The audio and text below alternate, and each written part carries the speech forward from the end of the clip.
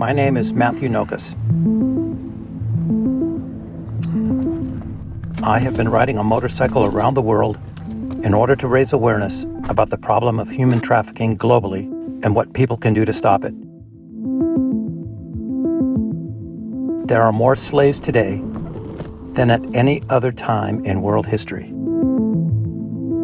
Today, I am not getting on my motorcycle. Good morning. Instead, I am going to board a plane and head down to the USA and Mexico border in Texas.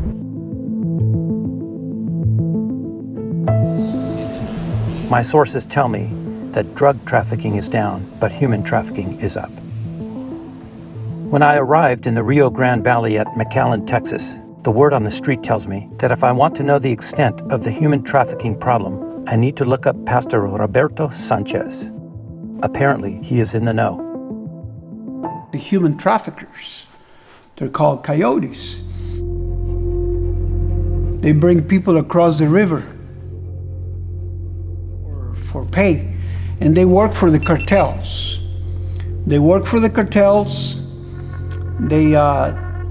They charge people anywhere from $3,000 to $7,000 depending where they're coming from. So what happens is that once they're on this side, across the river, but not across the checkpoint, big groups of them get kidnapped here in this area. They get put in stash houses or security homes, they call them.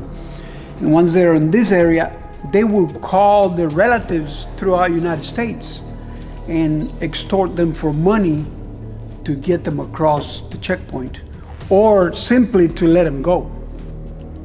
The cartels own the corridors, and you can cross through Mexico only if you're paying your dues to the cartels. How much does a child bring in terms of cash to a cartel? That I don't know. That's a very hard question. Do you think it's in the hundreds of dollars or thousands? Oh, no. Thousands and thousands. Yeah, no, it's not hundreds. It's thousands just to transport them. When I say I don't know, it's I don't have documents to prove it. But it runs in over $10,000 to $20,000 per child. It's not cheap. And how do they recover that money? So somebody buys them from the United States for $10,000, how do they get that money back? Child traffickers in the United States is a big, multi-billion-dollar industry, unfortunately. After my meeting with Pastor Sanchez, I was left feeling numb. It is apparent to me the problem of human trafficking on the border is worse than I had imagined. It is a dark web that crosses both sides of the border. On the next stop, I head to Ground Zero, or downtown McAllen, Texas, where migrants make their first stop after being released from detention by the U.S. Border Patrol and immigration authorities.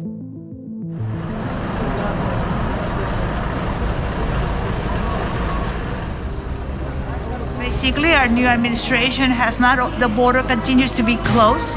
However, Mexico has refused to take children under the age of 6 and under. And so therefore, any families that arrives at the border that have a child under 6 are not being able to turn them back like they turn back everybody else, because that's the policy in place right now. And so those families are what we've seen right today. And you see our center filled with so many families and so many children. And so the numbers started to escalate from 100 to 100, 500. Yesterday we had 750, and this is new arrivals. As you can see, we have hundreds and hundreds of people right now.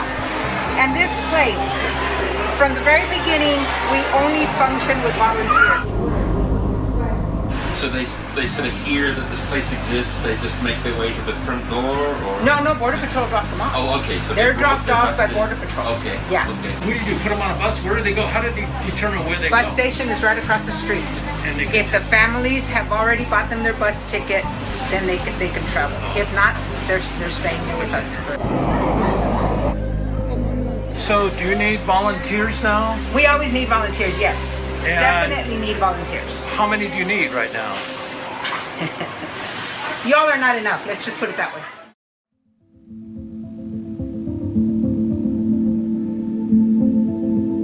My next stop will now be on the Mexican side of the border, where I, along with a small team from Youth with a Mission, will bring much-needed supplies for children and adults at a makeshift migrant camp in the city park. We just loaded up 3 vehicles with food and water for the migrants that have been stranded on the Mexico side of the border. Right now, we're a little concerned about whether or not we're going to be able to make it into Mexico with all of the supplies, or whether the things that we're bringing will be confiscated.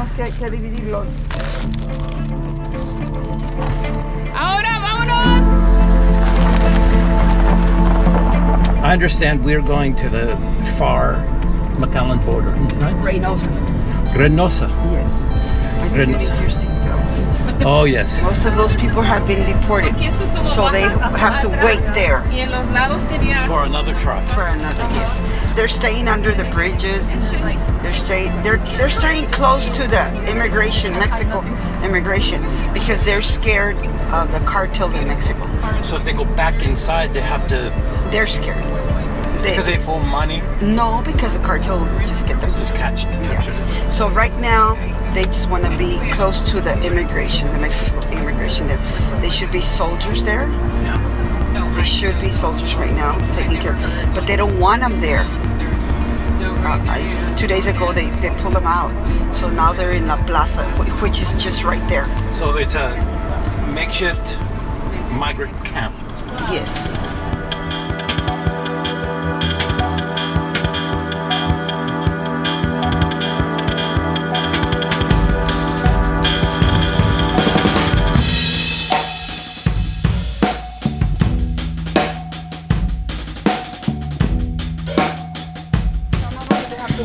Below is the Rio Grande River, and what we just witnessed were people being deported.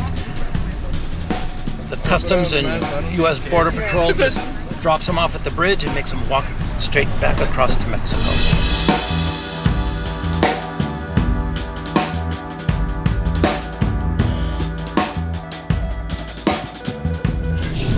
We got the green light, We got the soldiers, which means we were able to freely pass into Mexico without being inspected. So our third car got stopped and is being inspected. It's being inspected.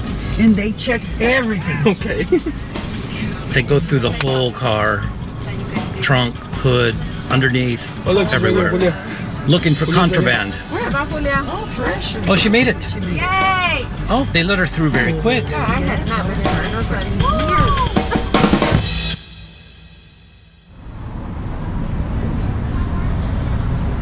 This is the International Plaza, the park.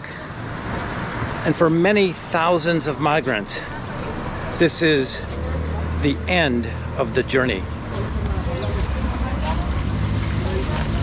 We successfully entered all 3 cars with all of our supplies. None of it was confiscated. For all the kids. Oh, yes. Hicimos dulces para todos los niños. And we were able to, from you guys, Get a blanket. blankets. Look at this. This is so good. From Delta Airlines, it looked like. Right? I Thank you, was Delta. wondering, where are these from? They're from Delta. Oh, really? From Delta. Look at this. Here, the children line up every day for food, snacks, and entertainment. Mira los niños, Dios les bendiga. Me duele la barriga. No. Simple but powerful stories from the Bible are being taught to them today by a ventriloquist. Es un susto estar con ustedes. I can't help but look around and wonder where these kids are from. I wonder where their parents are. I also wonder where they will end up.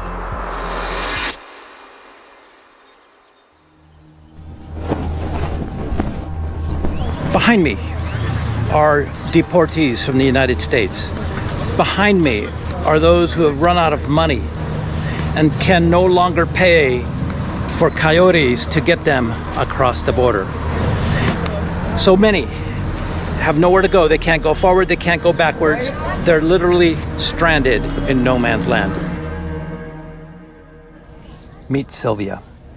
Sylvia and her 8-year-old daughter Nareli are stranded here at the city park after being deported from the United States.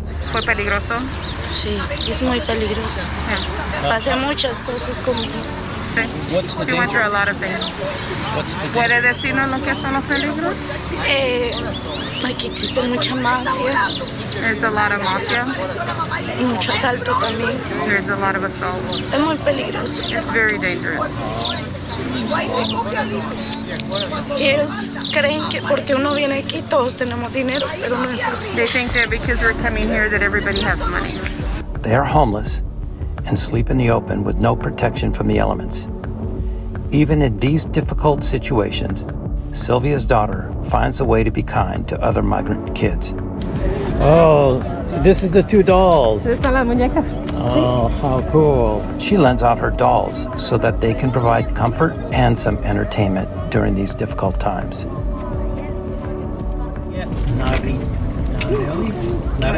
Nareli. Oh, great. After hearing about their harrowing and dangerous journey to the border and seeing the conditions that they now live in, I offer to buy them a bus ticket back home to Guatemala. I wonder if they will take up this offer. If you want to go back to Guatemala today, I will pay your way.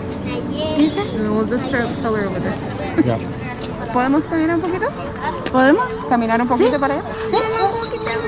Sí, déjalo ahí.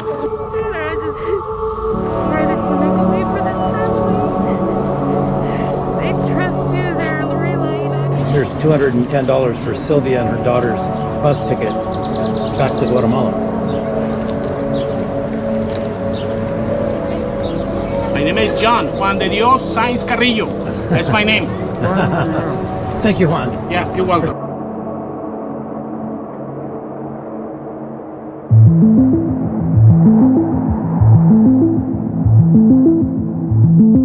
During my visit to the border, I was overwhelmed by the sheer number of people trying to get into the United States. I was struck by the big business it has become. It is estimated that cartels and coyotes now make $14 million a day from their human cargo. When I look into the eyes of the children, I asked myself if they even knew the extent of the difficulties they were about to face and the dangers involved. I could not help but cry.